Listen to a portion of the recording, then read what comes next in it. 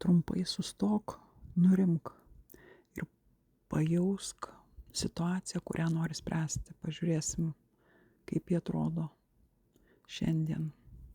Mėnulis, kaip yra dabar. Situacija gali būti neaiškumo, baimių, dvejonių. Ne viskas matoma iki galo. Gali būti paslėptų emocijų, nepasakytų žodžių.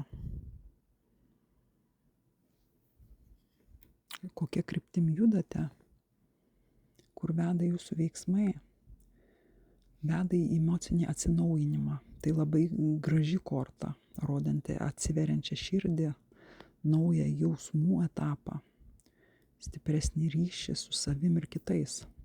Koks galimas rezultatas? Balansas, abipusiškumas, pagalba. Tai korta rodo lygesnį energijų apsikeitimą, paramą, santykių balansą.